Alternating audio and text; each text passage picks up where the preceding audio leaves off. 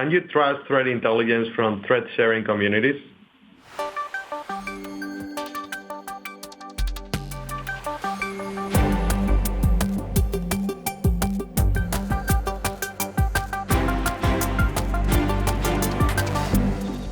Hey Jaime, I think you have a very interesting topic today about threat intelligence.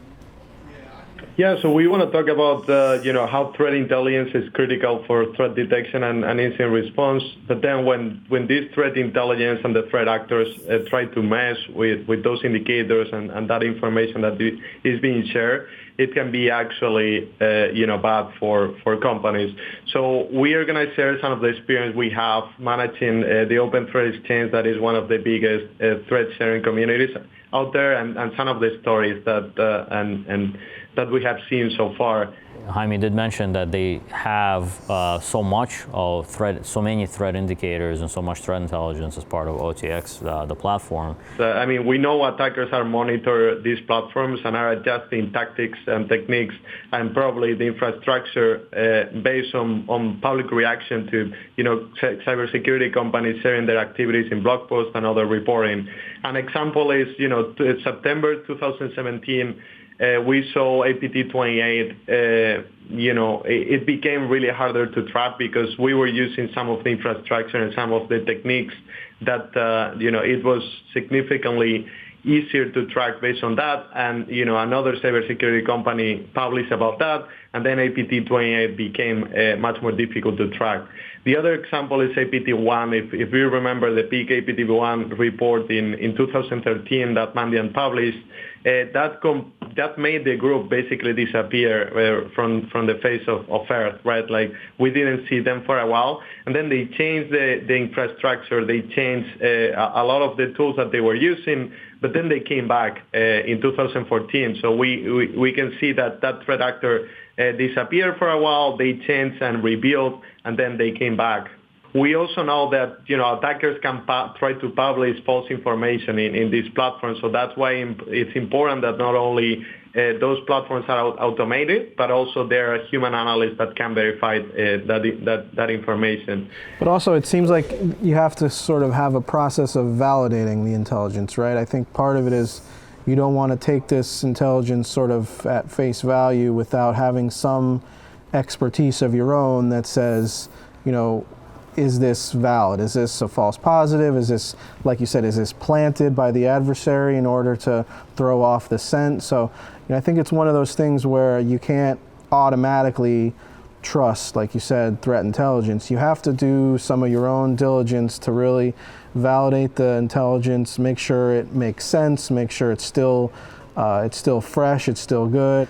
This is something we're working on internally, is sort of creating those other layers to validate and create a value of threat intelligence. The other issue I wanted to bring to the table is what we call false flag operations, and that's when an adversary or a threat actor studies another threat actor and try to emulate that behavior. So when companies try to do attribution, it's much harder, right? So we saw that, for instance, in some of the Lazarus campaigns. Some of the campaigns that we saw that were targeting banks, they were trying to look like they were Russian, but it was clear that, Lazarus was behind that. So they were trying to confuse cybersecurity companies, planting some false flags here and there. So Jaime, are there any techniques that you could, refer to or recommend for finding false flags? Is it usually easy to find, or, just something you kind of over time you get better at, or what could you share in that area?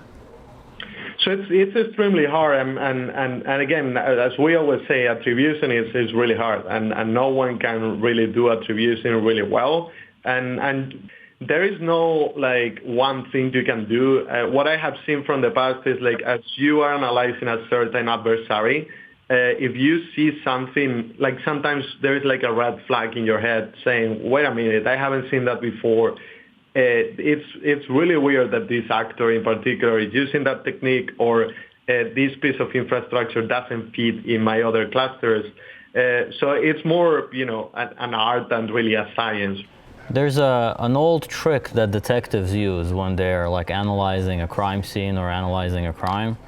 is when they report about it publicly, they don't actually disclose all of the things about the crime. So that when they do catch the bad guy, only the bad guy can confirm what happened or what really transpired, and nobody else can kind of claim credit for it.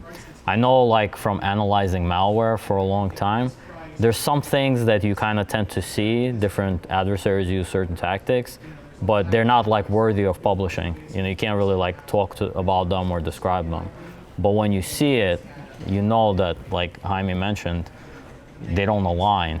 You know, like this adversary, yeah, they're trying to use the same tactic, but it's not quite the same as what you saw before. So that's probably a good way to, I think, about the false flags. Cool, thanks. I think it's an interesting discussion to sort of understand the motivations sometimes behind threat intelligence, and also, you know, what factors go into validating it.